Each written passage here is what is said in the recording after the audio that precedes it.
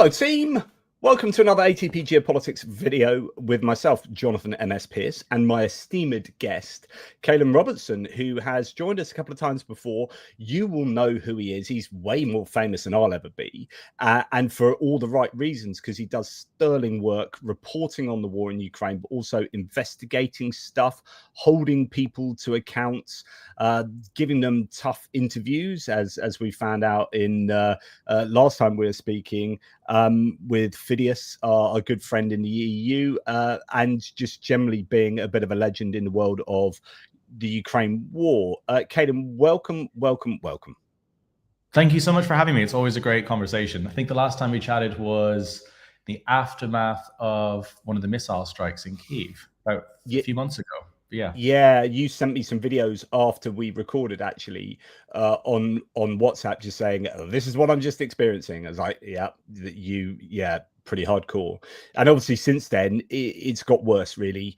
What are you, before we get into our main topic of conversation, which is going to be the fantastic documentary you've just made, what are your experiences when you're not in Ukraine right at the moment, but what were your experiences when you were in Ukraine most recently? Well, I'm obviously, I live there. I'm just doing an investigation right now for a week out of the country related to Ukraine, but not in the country. But I mean, things are basically the same attacks that are happening continuously. I think there was a lot of hope for a lot of people when Trump took office, even in Ukraine, that somehow something would slow down or something would change. The drone attacks just intensified, and the attacks against civilian infrastructure has gone up. Now, I think half of the city has been without power for a fair bit. A lot of my friends are still without power. Odessa, a lot of it is without power. So they're hammering the energy grid, as they usually do at winter, to try and, get people to freeze. And it's quite a difficult time for that, because this could be one of the coldest winters for Ukraine in decades, I believe. I was looking at this recently. And it's also going to be winter in Russia. There will be parts of Russia reaching -30, where Ukraine is hitting their thermal plants. So that'll be very interesting, because this will be the first winter where Russia is actually experiencing what they've been doing to Ukraine on that same kind of level. So it'll be interesting to see what happens there. But yeah, otherwise it's just a continuation.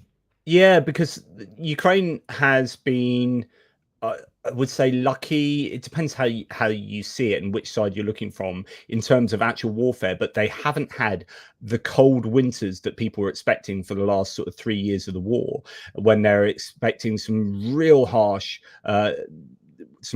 weather, and it's not been quite as bad as it could have been, and that can therefore alter the way that the battlefield looks and what people do, and the sort of attack. The ground is harder if it's less hard, if there's more rain, less snow, so on and so forth. But I get the sense at the moment that Russia is able to hit Ukraine's energy infrastructure better than it ever has done at the moment, and I am a little bit worried about Ukraine, because I think that just the sheer volume of drones and missiles and the ability for them to get through and not be intercepted is different. Is that fair? Yeah, that's a really good assessment. The Russians have gotten a lot more accurate with their targeting systems, the frequency they can target these drones. It's probably the first winter with an extreme amount of drone use. This winter last year was like maybe 100 drones a night would be the most ever used, and now we're approaching nearly 1,000 a night in their big swarms. So it's kind of it's going to be, I think, much more extreme. And kind of unprecedented in lots of ways. Ukraine are doing a lot to decentralize a lot of their energy systems and a lot of their thermal systems. These were set up, obviously, in the Soviet period, where everything was at its core. The government could control your heating, turn it off and on.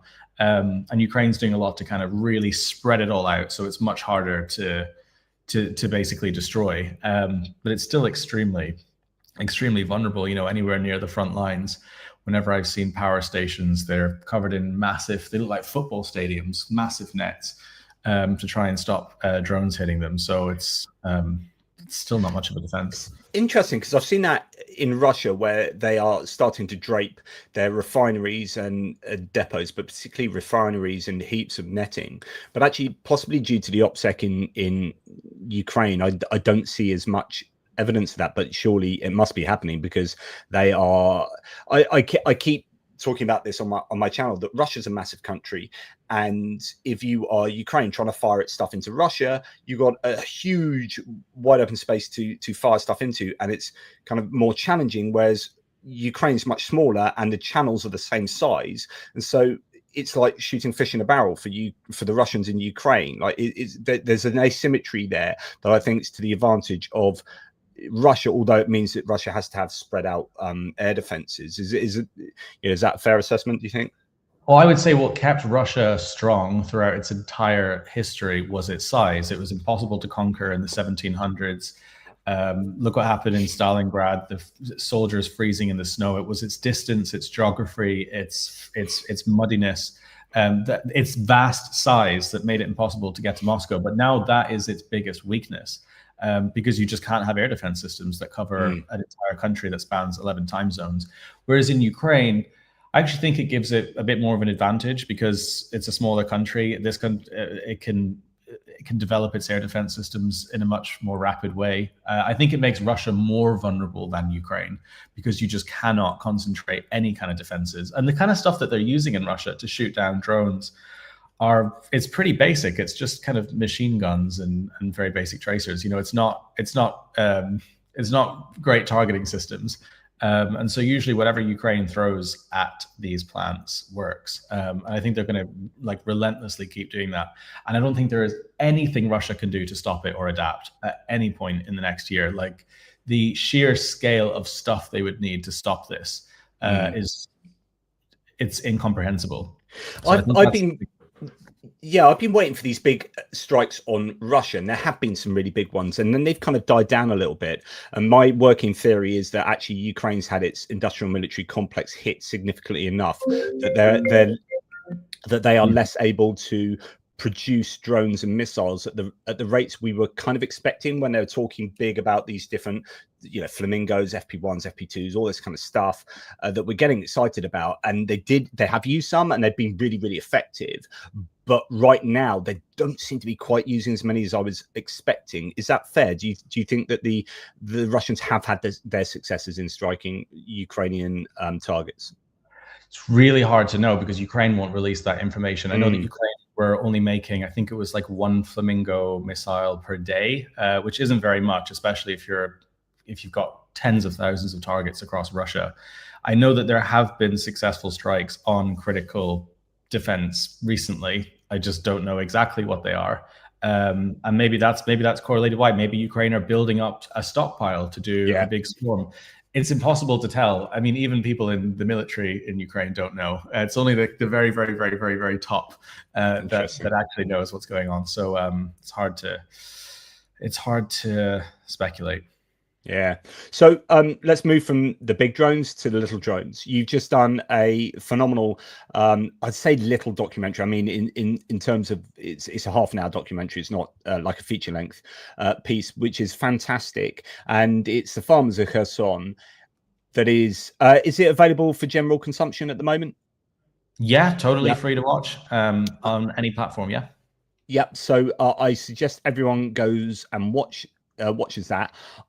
First of all, I watched an 18-minute behind the scenes. It does have some footage from the documentary that was on Twitter. Actually, I'll show that here, which is well worth looking at for those who are junkies for Caolan's stuff, because actually there's extra footage showing you how some of it's filmed. Interesting footage of the drone netting in around Kherson itself, which I wasn't aware of. I know that's been the case along a lot of these roads and whatnot.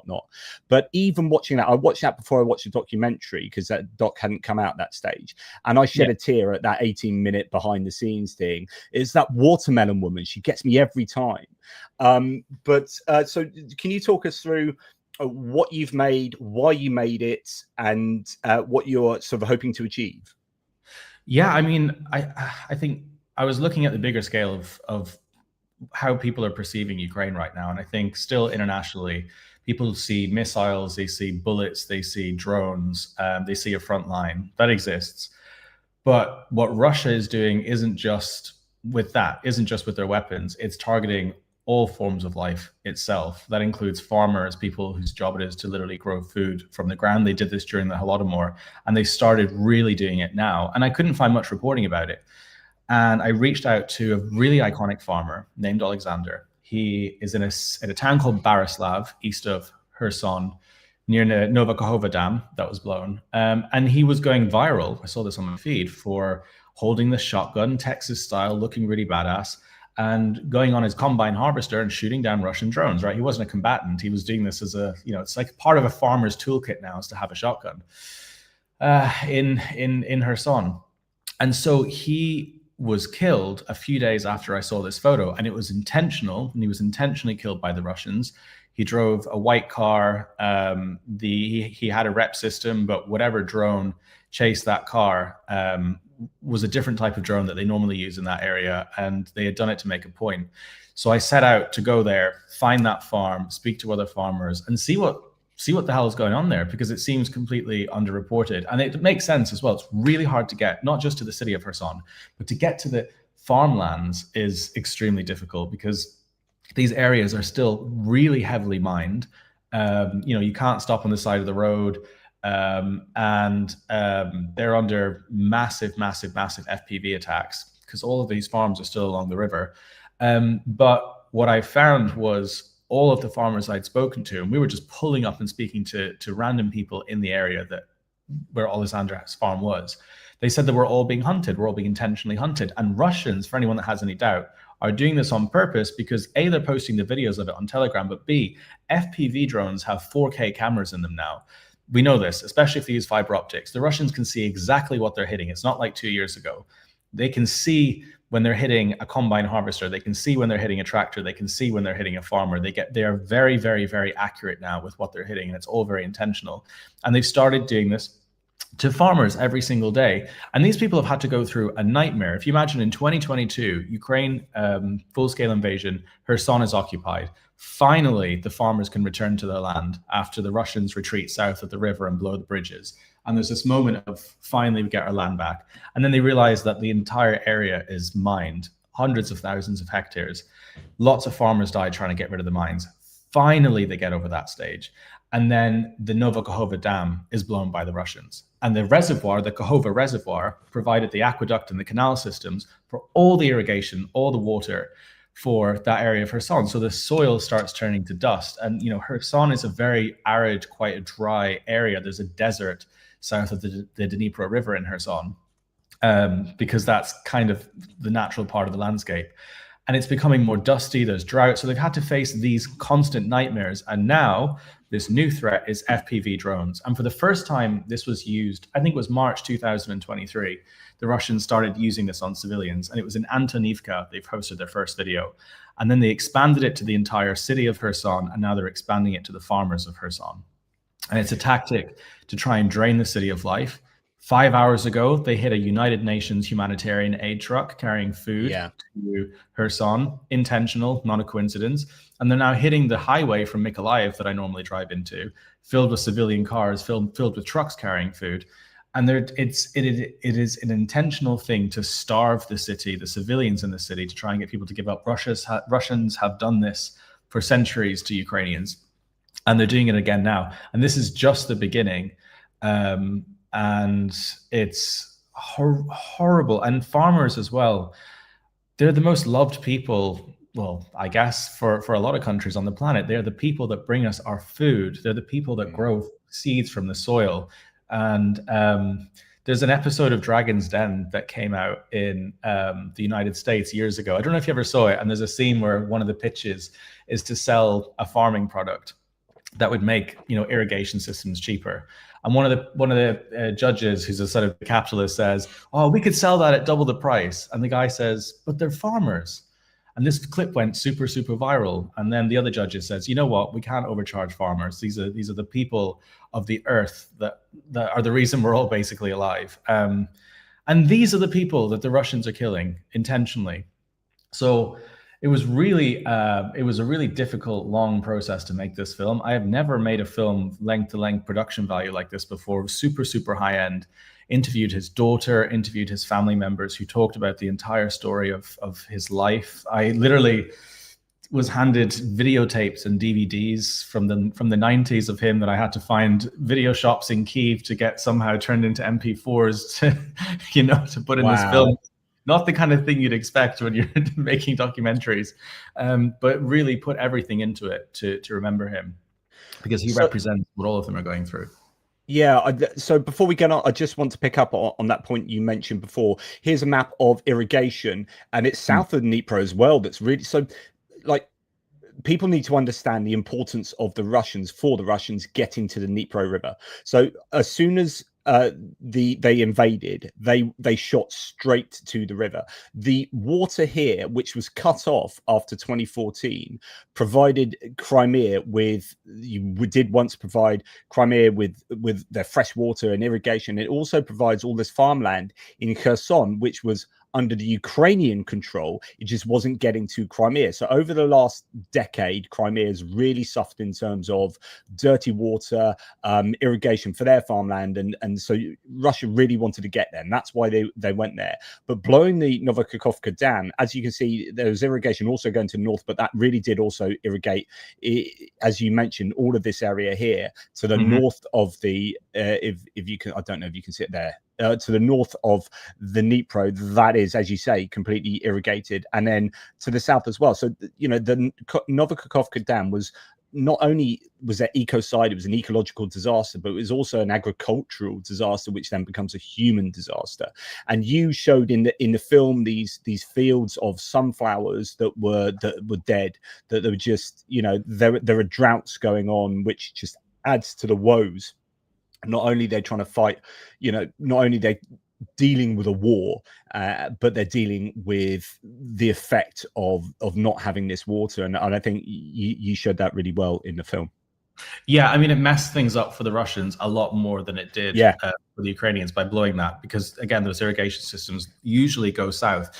There is an orange one here that goes up to the north, but there were a lot of pumping stations. There were a lot of, I don't know what they're called, tubes and things like this that pulled water to the whole area between the Orange and the city of Kherson that would feed all those farms near Borislav. They basically relied on the buildup of water behind that dam to go into their water systems, and to sort of filter down through it. And that's where you're hovering that mouse, Borislav, just slightly north of it. That's where I filmed most of this stuff. That's where Alexander's farm is. That relied on that water. And the proximity to the water, and it's very, very, very low now. It almost looks like a stream. That map hasn't been updated to show what it looks like now behind the reservoir, but it's just like networks of streams. Yeah, when you go onto Google Maps now, it renders it as water. And until you get, it changes for some reason depending on how zoomed out and zoomed in you get. But it is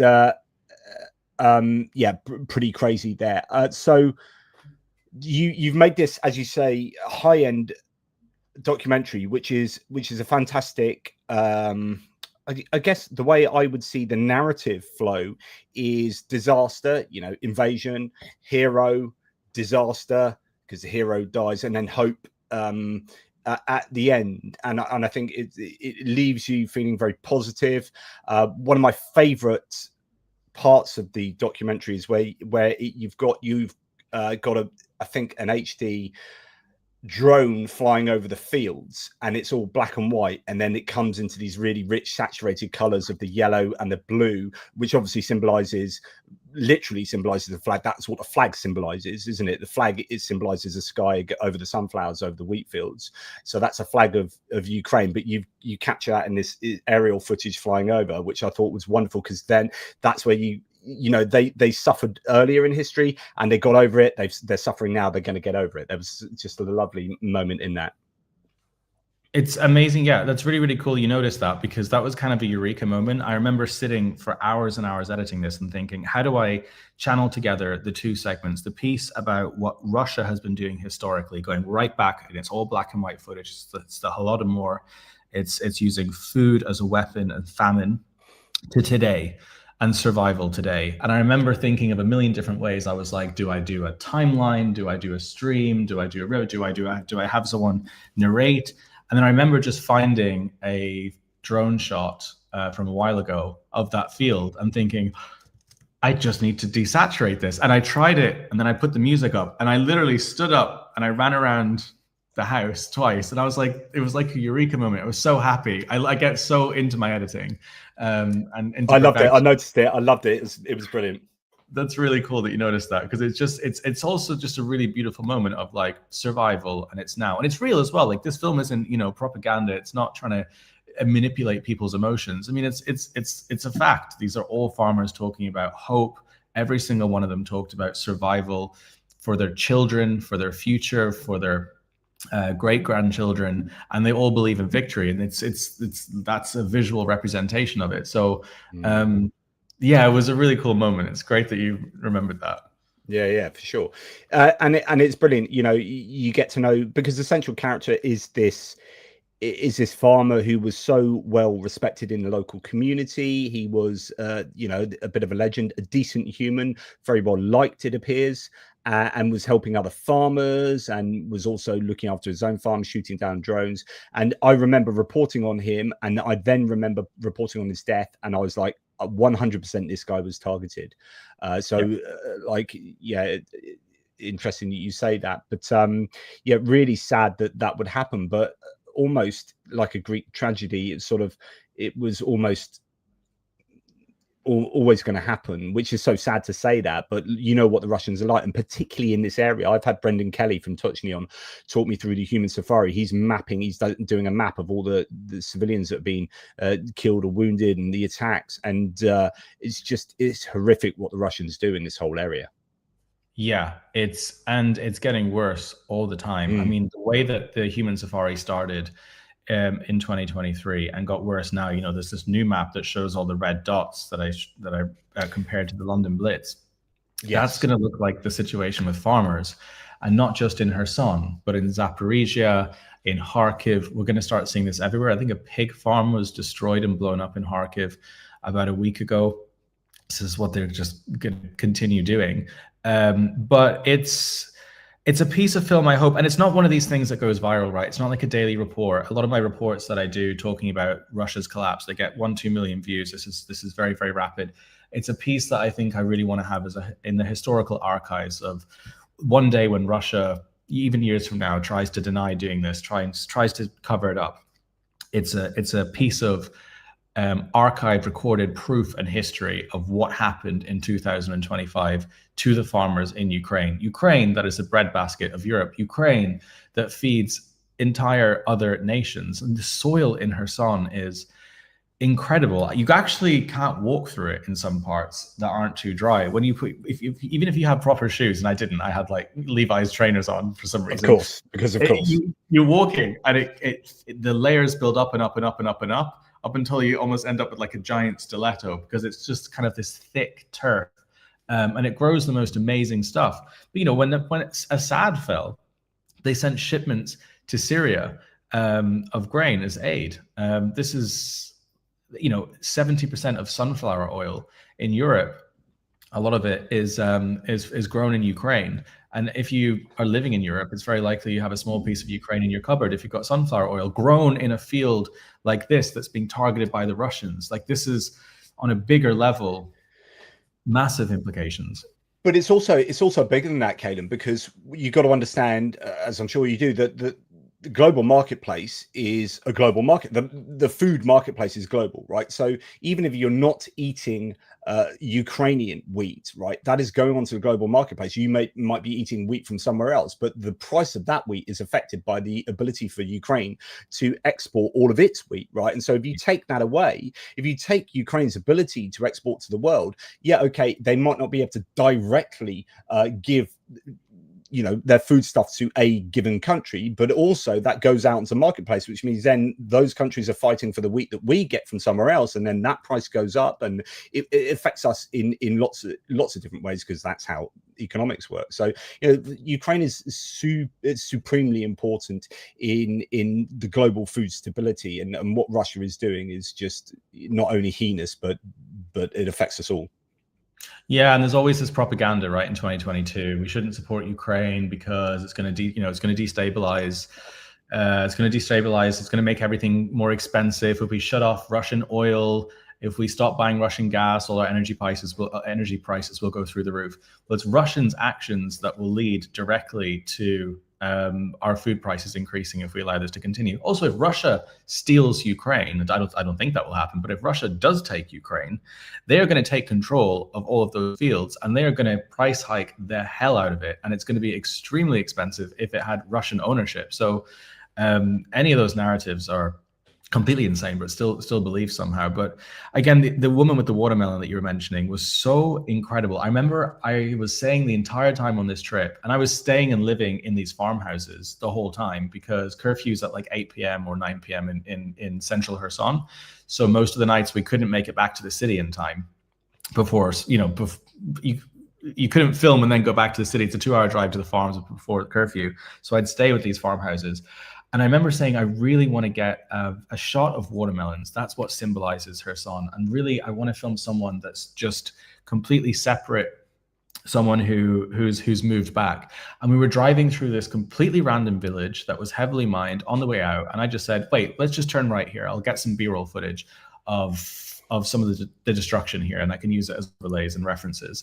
And then just as we're driving through, we turn right, and the only house that's left in the entire village, everything is obliterated, is hers. And she's standing there smiling and waving and saying, come, come, come. And she has this, this barrel full of watermelons, and she's smiling and laughing, and she's saying, why don't you try them? And because of the drought, she said, they're smaller than usual, but they're still just as sweet. I bought 5 of them and took them back to Kyiv in my suitcase. And my partner, Cash, was like, why have you... God, you just come back from the front line. You can't not. I'd just be wanting to buy the whole damn lot. Just like, oh, what? And is this the sort of woman whose house like you're not going to drive past? Like what kind of passing trade is she going to get? Yeah, I mean, I don't really know what she was doing. I think maybe there's like some local people in the other villages that normally pass by. I don't know how that was there, but she had these flowers growing in her garden. She had these chickens, these cats, and she had this little nest of just beauty and color in a completely destroyed village. And she made a point to move back there straight after liberation. And she was so happy to speak on camera. And it was amazing. And it's a risk. Every single person in that film took a huge risk to speak on camera because they know why Alexander was killed. He was killed because he was public and he spoke out against Russia and he was photographed and he became iconic. But they made a point. They said, A, we want people to know that we're not going to give up and that we're not going to leave. And B, we want people to know what Russia is doing to our country. And so incredibly brave, every single person in that film for speaking on camera. And they insisted on doing it and they knew the risks. So it's really amazing. What I found interesting about this as well is that, I mean, you talk about getting what's it called? The footage, the background footage. B-roll, yeah, sorry, I just had an MS moment there. Sometimes multiple sclerosis gets the most of me, best of me. So yeah, and you get this footage normally if you're making a documentary or some kind of video, and you have that in the background while you're kind of narrating, right? Or when you want to get your points across, but you don't just want to be standing in front of the camera, right? But actually, you didn't really need much of this. I really noticed that you're not in this. Right, this is not about you. It's not about you reporting this.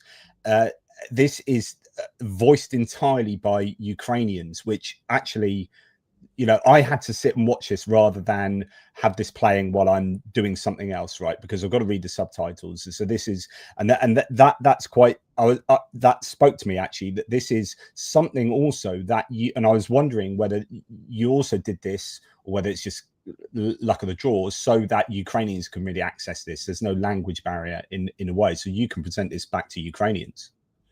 Not really. I did it because, and I knew that it wouldn't get as many views. It would be much more difficult to get out, and it will be shown in sort of theaters and things like that instead. But it was basically done because this is Ukrainians' story, and I don't really like being on camera that much. I feel like it's Ukrainians who are experiencing this. They're the main victims. They are the victims of this, and they should be the ones telling their own stories to the world.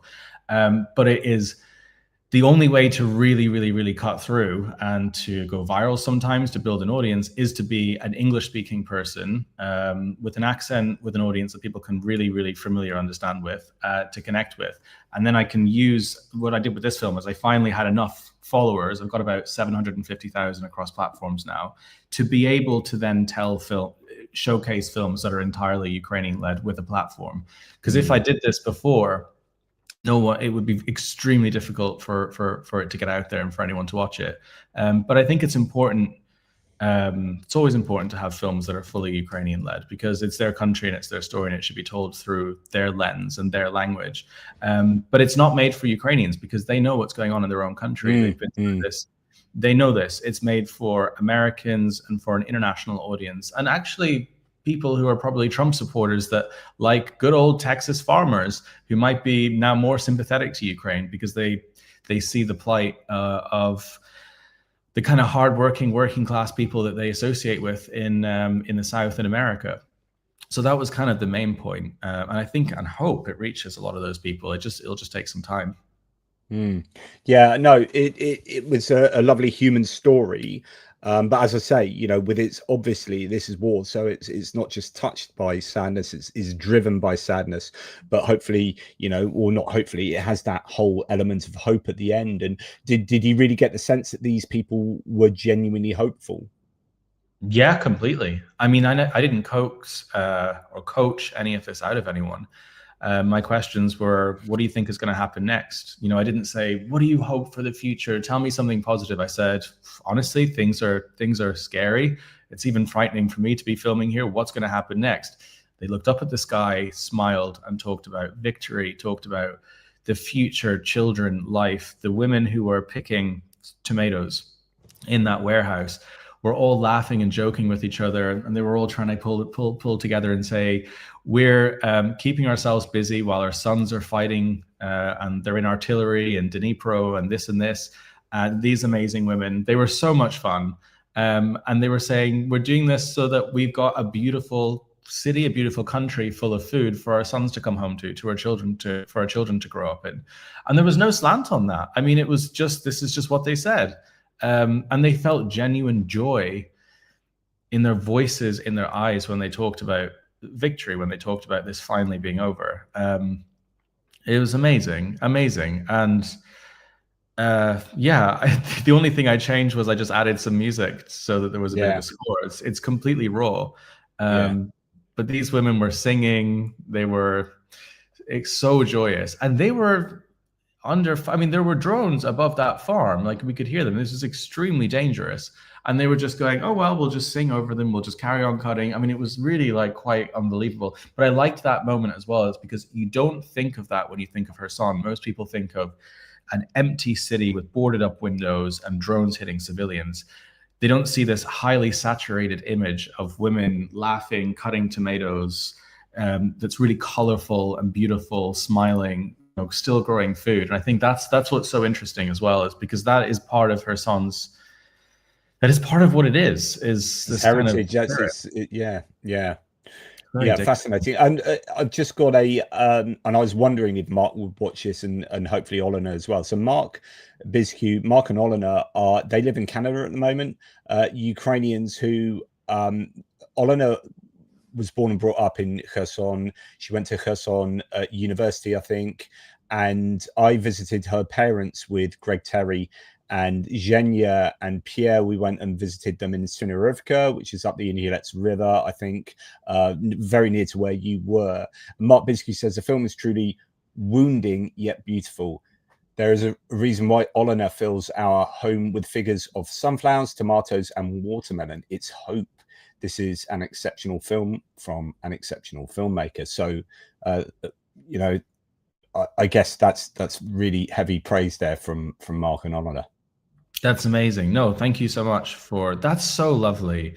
Filling your house with imagery like that. That's a really nice idea. I think I might actually do the same thing. I never really thought about doing that. Yeah. So I mean, it's a great testament, I guess, to Kherson and people that know it, who are members of diaspora communities around the world, obviously appreciating you doing that. And it's not also for you to do that. It's not easy. It's not safe. In this bit of footage of your experience of filming this this documentary. That's you meeting with Zarina Zabriskie. Well, that's interesting. We'll talk about that in a second. But your experience of going around Kherson, and then as you're interviewing one of the farmers who features in the documentary, then you have to kind of move because there's drones above, but there's drone netting in Kherson, which is interesting. When I went to Kherson in 2024, I wouldn't go there now. I think it's too dangerous, but for someone like me. But that it was war ravaged, but it was still just about livable. Now, very much not so, unless you are particularly brave and live most of your time, I guess, inside. What's it like for the people living there?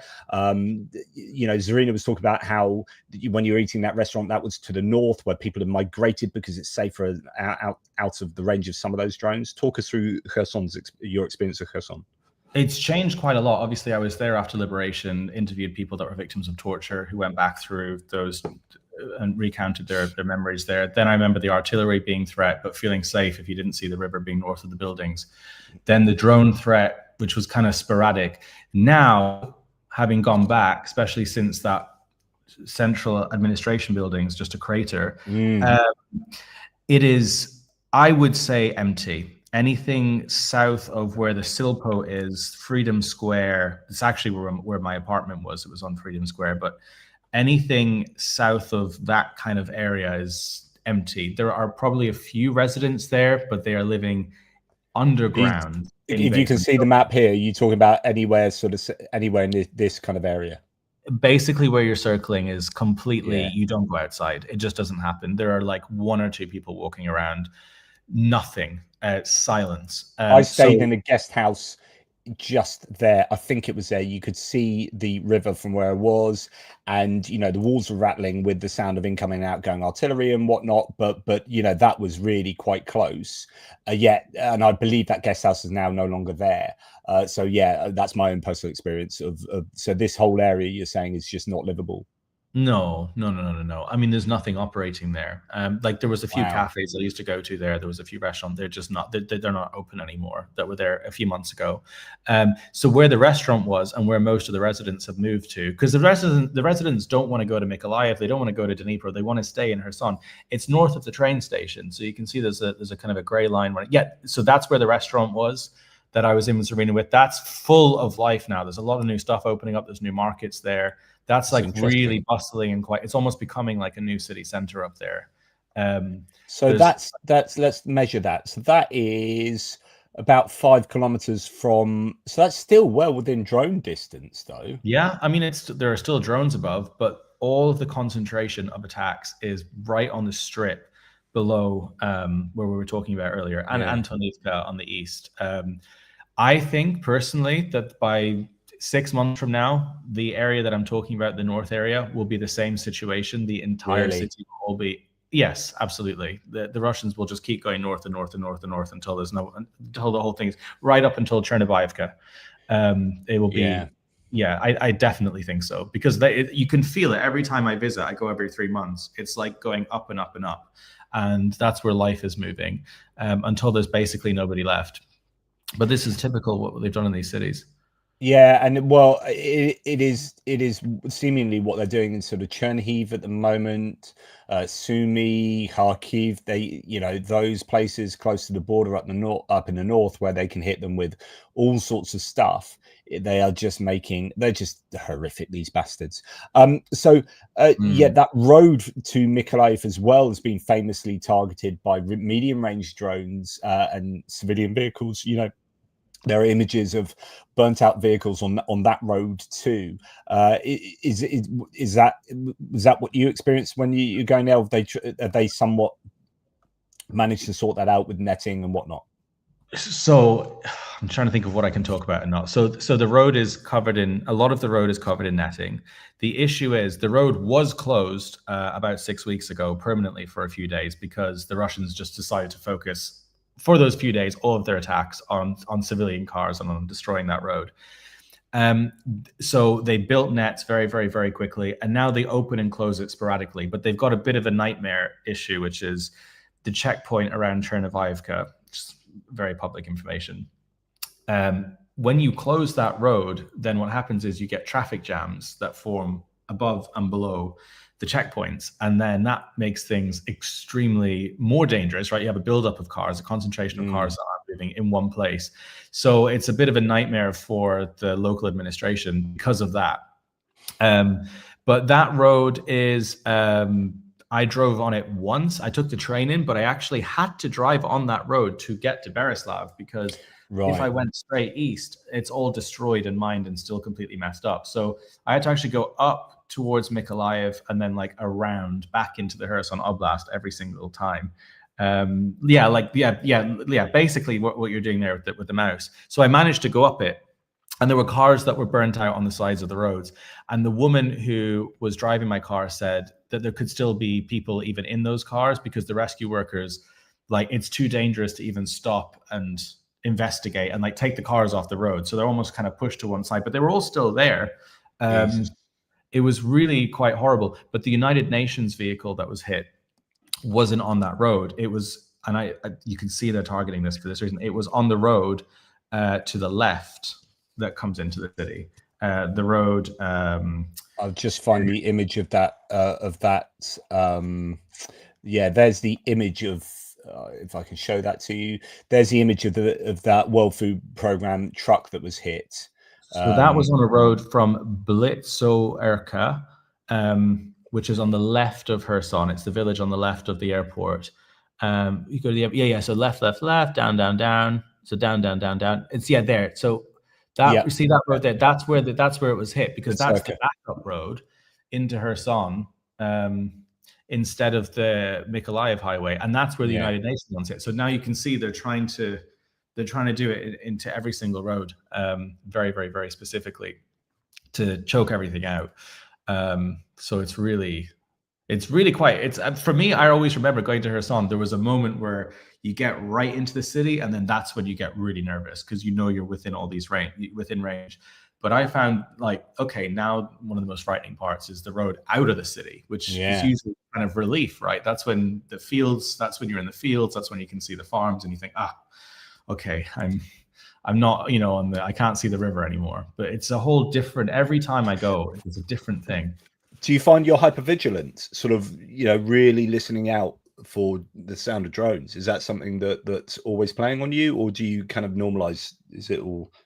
I kind of zone out a little bit. I mean, I try to focus as much as possible on filming, on tech, on cameras. I find that when I'm on frontline places or somewhere really hot, if I keep the camera on the whole time, I'm almost watching what I'm seeing through a lens as if I'm watching a film rather than experiencing real life. And it makes it more bearable.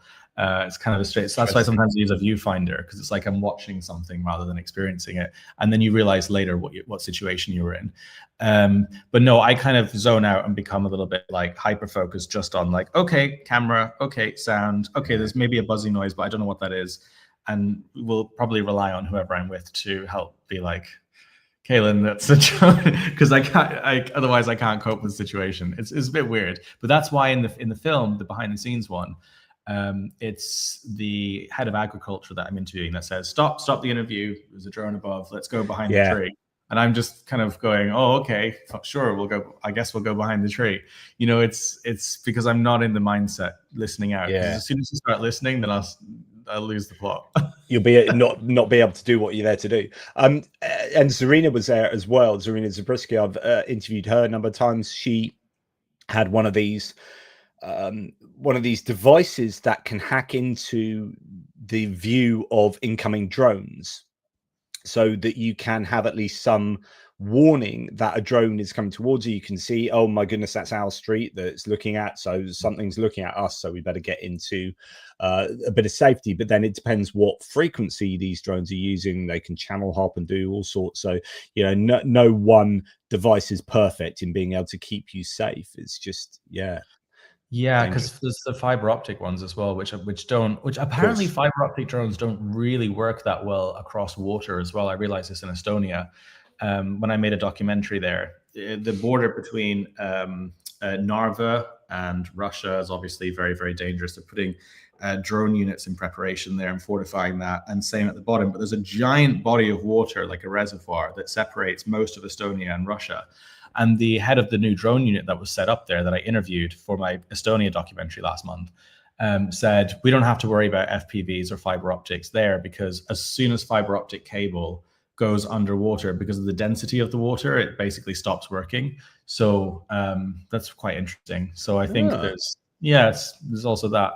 There's a very specific science behind it, but I think that's a bit of a protection as well. Nice. But Zarina's devices, they're useful, I guess, because it's almost like when you're driving a car and you kind of swerve slightly to the right and it goes beep beep beep, and it just kind of reminds you. It's more of just a helpful reminder rather than this is a drone or not a drone, because the frequencies are massive. It's like between 100 and like 1,000 hertz now, right? It's all over the place. Yeah, you can't have one device that picks it all up. So all you can use are your ears, really. But it's annoying because when I was in Kherson before, it's like you have to look up at the sky and look for birds, look for drones, and then now it's like you also have to look down at the ground because they're dropping these tiny pedal mines everywhere. Pedal mines, yeah. So it's like you have to look down and you have to look up, and then you look down and you have to look up, and it's like this again. It's every time you go to the city, there's a new thing to be aware of. That's what Zarina was saying in that extra thing with you, that actually you've got to look down as well, because you could step on these things that look like leaves. I mean, these are petal mines. I don't know if this is it says Ukrainian neighborhoods. I don't know where these are, but this would be the sort of thing that you could find on the streets of Kherson, and they look like leaves, or they look like, the sort of things kids could pick up or whatever. It's just, there you go. And you step on them, and that's goodbye to your foot. So they're everywhere. And so there's actually posters. I didn't get a photo of one. I got photos of the drone posters, but there were leaflets and posters everywhere that showed what they look like now, like all over the city center, to be like, don't walk in the park, don't walk where there are leaves, don't walk here. And they like circle showing all the different mines, like a public service announcement. I'll get a friend to take a photo and send it, but it's a new poster campaign to warn people in Kherson about all the new type of colors and shapes of mines that are being dropped. Holy cow! Yeah, it's just one huge repertoire of war crimes that right. It's like they've got a checklist. Like, well, we've done 435 different types of war crimes this year. Should we try another 6 that we haven't done before? Yeah, I don't know. I'm on the verge of ranting, so I'll probably better not. But so talking about the documentary, what are your hopes to get? Has it got any kind of distribution, or is it just something that you are self-promoting and just housing at your own places? So, I mean, I was grappling with the idea of putting out an Apple TV and Amazon Prime like I did with Under Deadly Skies with John Sweeney, but it takes a long time, and then there could be a paywall. I don't want there to be a barrier to people to watch it. So I just decided to put it out completely for free as soon as I did it on my YouTube channel. But I've had a huge amount of interest from local people across the US, across the world, who want to screen it, who want to do local cinema screenings, who want to do events and show it. And so I've waived all copyright for it. So it's free, so that they don't have to charge tickets, so it can be shown everywhere. And I had a couple of people donate a few $1,000s for film festivals. So I can submit it to maybe a few hundred film festivals next year, and then it can be shown like that. So I think it's going to be a slow burner. It'll take a while to really, really get the traction that I'd like it to. But I think it eventually will be seen by all the people that need to see it. It takes a while to get these things in front of people, especially if they're not flashy, right? If it's not like a super dramatic, crazy, flashy viral moment, it's a slow, slow film that's considered, that really requires focus with an audience in the age of TikTok. So it just takes a bit longer, but it's worth it. Yeah. Oh, good. Well, good luck. I hope it gets all the plaudits it deserves. I can't obviously talk about what you're doing now, but it sounds very, very interesting from what we have discussed previously, and very much needed. Do you what makes you, what's your process in choosing what to investigate next? Is it just like, do you just go where the flow goes, like, oh my goodness, yeah, that sounds interesting, do you sit down and think, oh, what kind of, is it organic, or do you sit down and try and like work out what needs to be discussed, what needs to be reported and investigated? Super organic, which is why I love the fact I don't work for a news outlet and don't have an editor telling me what to do, because I just have Patreon. Patreon pays for all of my trips, everything. It's an amazing community. And that basically means that I just go with instinct. Like Hunted in Kherson, that had 2.5 million views last year. That was because I was sitting in my apartment in Odessa. Zarina called me and said, Caolan, they're using drones on civilians. I've just arrived here in Kherson. This is crazy. You should come. And I got a bus there. And then the next day filmed that, and it went very viral. And I've noticed that the more kind of responsive and just going with what feels like what is important does very well. That's why when the fall of Assad happened, when I went to Syria for New Year's Eve, that was completely spontaneous.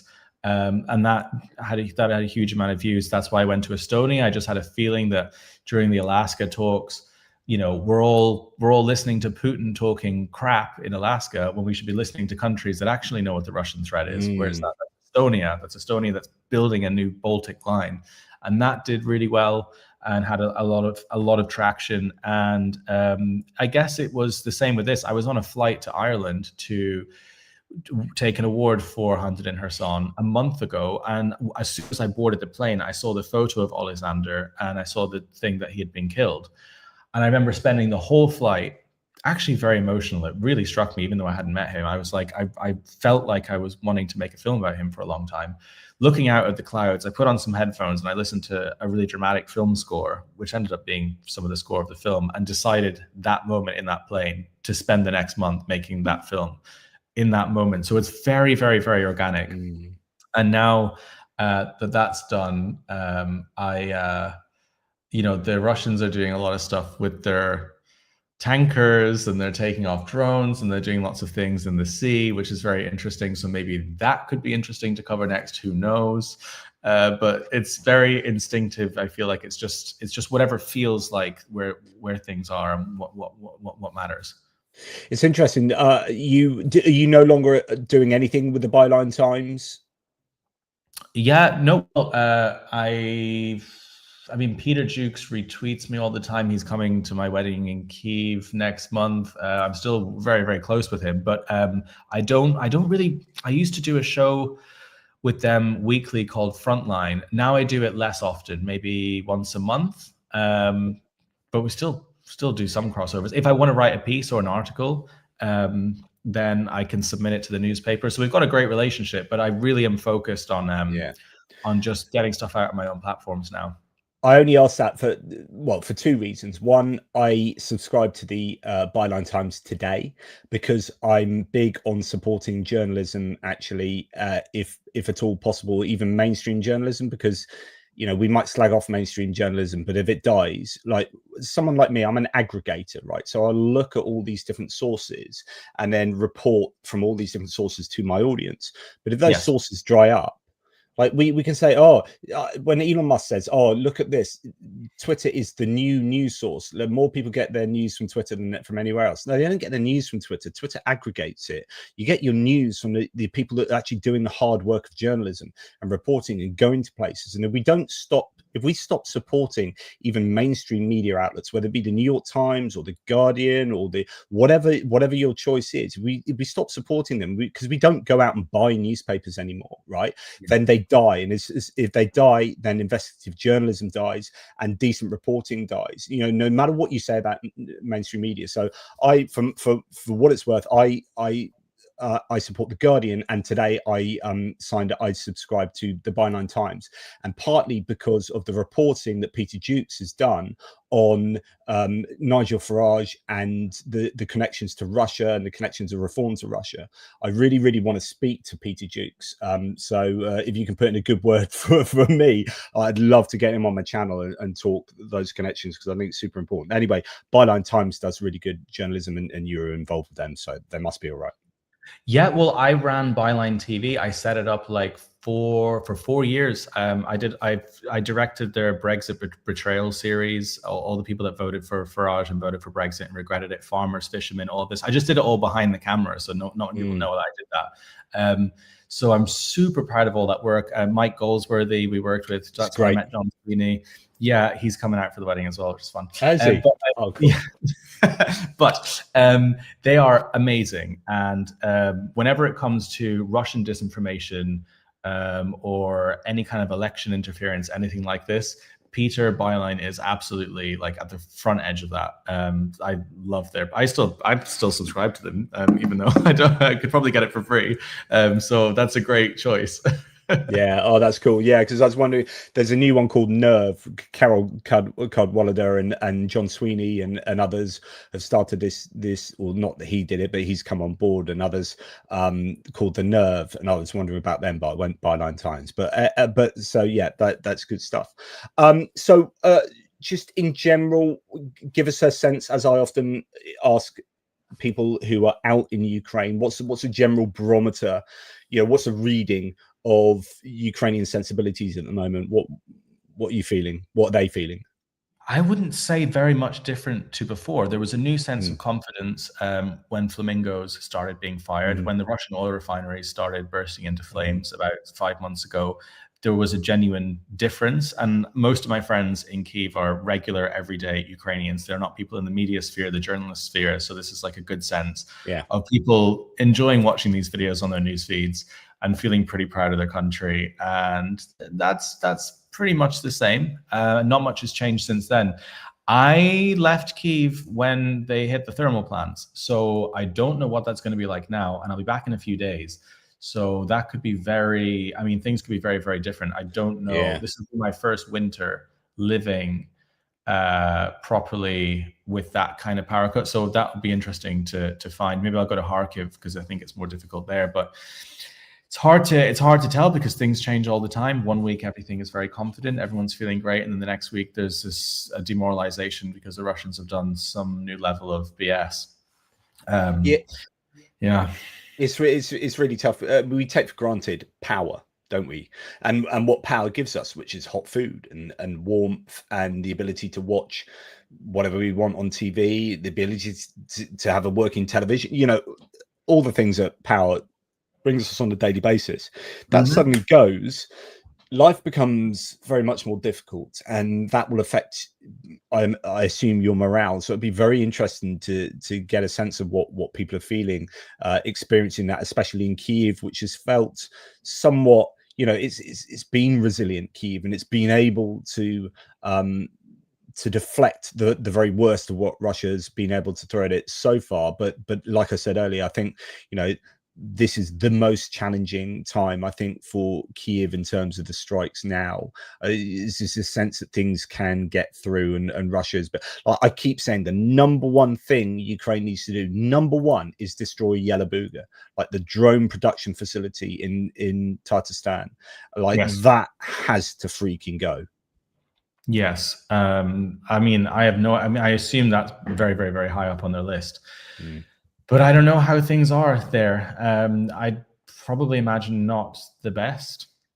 I don't know. I never speculate on what I don't physically see in front of me. So I'll be able to do a report as soon as I get back to the city. It's also different for me. I have more of a privileged position living where I live in Kyiv, right in the very center, where usually there's more power and there's more facilities than on the left bank. So it's that as well. But I don't know. Well, it's freezing people like this is just so unbelievably evil, and it's infuriating that they and I guess as we meander towards the close, I mean, from a political point of view, just tracking what Donald Trump is doing gives me freaking whiplash.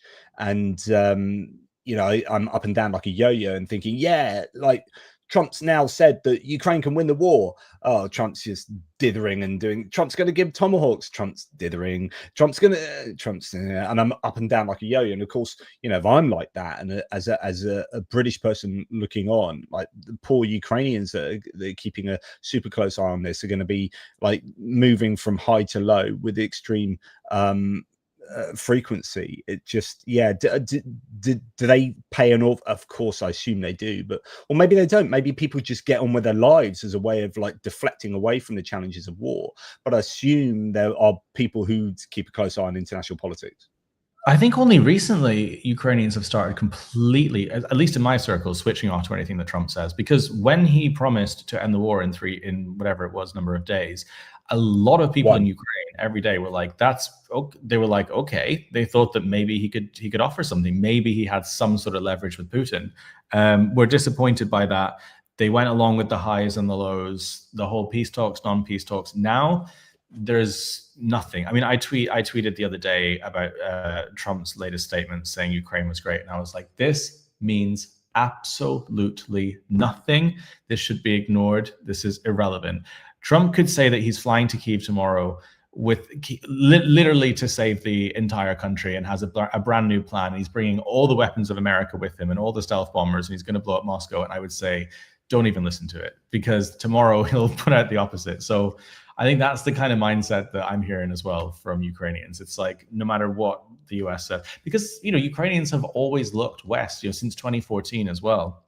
They are deeply interested in what the United States' position is on their country, as an ally, as a version of democracy, as a country that carries the flames of freedom. And I think now they're just kind of switching off to it. They're just like, well, this is ridiculous. One second they love Putin, the next second they want to destroy Russia. One second they say that Trump says that Ukraine's going to get all of their land back, including Crimea, and then the next day is saying that they can't possibly win. They're just not listening to this anymore, which is why it's good to build Flamingo and build their own weapon systems, because there's only so long Ukrainians are going to wait for this dithering and this kind of yo-yoing before they think, right, we should just make our own stuff and use it however we want, which is good. They should be doing more of that. Many flamingos should be made. Flocks of them, flocks of flamingos need to be going. Well, look, I really appreciate talking to you. It's always fascinating. Everyone should go and check out Caolan's documentary, which is on his YouTube channel. Just go and search Caolan Robertson. There aren't too many of him around. And it's interesting. I guess last sort of question would be, and you have mentioned this, but let's just highlight this more explicitly, that Russia has used food as a weapon previously, and you talked about Holodomor and the forced genocide under Stalin, killing countless millions of Ukrainians on purpose, and you make that link to what is happening in Kherson. Do you want to just talk a little bit about that? Yeah, well, looking back at history, I think it was really great to make the comparison in this documentary. Russia has always used food as a weapon. I mean, that's why the central heating systems in the Soviet system are the way they are with heating. It's the government decides how everyone's houses are heated, when they're heated, and they can turn off the food supply in the same way. And what they are doing to the farmers in Kherson, I believe, and a lot of Ukrainians believe, is very reminiscent of what was done to Ukraine in the 1930s, which wasn't just starving the country and stealing the grain. It was demonizing farmers. They put out propaganda about Ukrainian farmers all around Ukraine, portraying them next to like capitalist villains, as if they were like these greedy landowners that had all these acres that were greedy, right? They tried to turn the population against farmers. And then they particularly picked on like the middle class farmers that I forget the name that they called them, but they were seen as the enemy, and try to get them to attack each other, the people to turn on each other. But yeah, carry on. Sorry. Yeah, that and there's a lot of comparisons, because what the Soviets have done and what Russia is. And I always say that the Soviet Union never really fell, or it just sort of slightly changed. And Russia has always been that way. And their tactics, the tactics they're deploying now in Ukraine, are exactly the same as the Soviets did nearly 100 years ago. And it's famines then, drones now, literally on the scene that you're on there. And this is that scene I was talking about earlier. This is the one I love. Yes, the transition. This was my favorite moment ever, and I put just there, and then the music kind of comes up very slowly. I watched this about 1 million times, and just like I sent it to my partner as well. I was like, I finally have the moment, the beautiful scene. Sent it on WhatsApp. He was like, lovely. It's great. I love it. And then it's these amazing women. It's yeah. Really kulaks. Thank you, Cheryl. Kulaks. So that's a name for the kind of middle class farmers that the Russians sort of scapegoated, essentially. But yeah. So yeah, it is. Food is being used as a weapon of war, and they've done it before, and they're doing it now. Yeah, Russia is what Russia does. Yeah. No, Cheryl is very informative about this. Cheryl has been on my Patreon from almost the beginning, so she's extremely cool. She's always correcting. She's always helping with information and feedback on films, and really, really cool. She's an absolute legend. Cheryl, you're a legend in 2 people's lives. Who knew? So thank you for your awesomeness. What else was I going to say? Yeah, basically go and check out Caolan's YouTube channel. Obviously watch all of his content because it's brilliant. Go and check him out on Twitter, where he's very, very active. One of the few in that cesspit of horror that is worth spending time looking at, because I don't know, I've been spending an awful lot of time on Twitter recently, Caolan, and he said the other week that he's changed the algorithms, and I swear it's just feeding me absolute bile and vitriol on a daily basis, and it is horrific. But yeah. Well, this is why it's good on YouTube right now. Yeah. Well, look, just before I give you a chance to kind of say your end piece and what you want to say and where people can find you and so on and so forth, I am being interviewed myself by my friend on his YouTube channel in just under 2 hours time. So guys who are in the live chat at the moment, if you can handle me speaking even more today, wow, such punishment. But if you're up for that, I will be taking a beer in with my mate and talking about global geopolitics and the challenges of the world.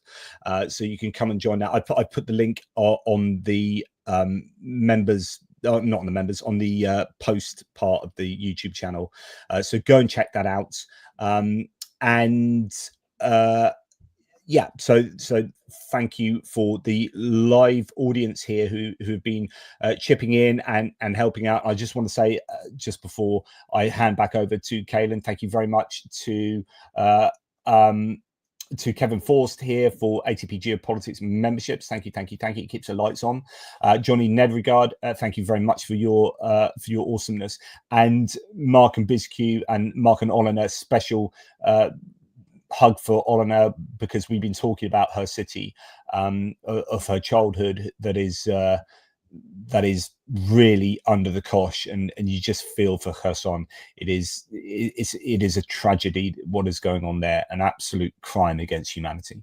But Caolan, final wrapping up of this, what is there anything we haven't spoken about that you'd like to talk about?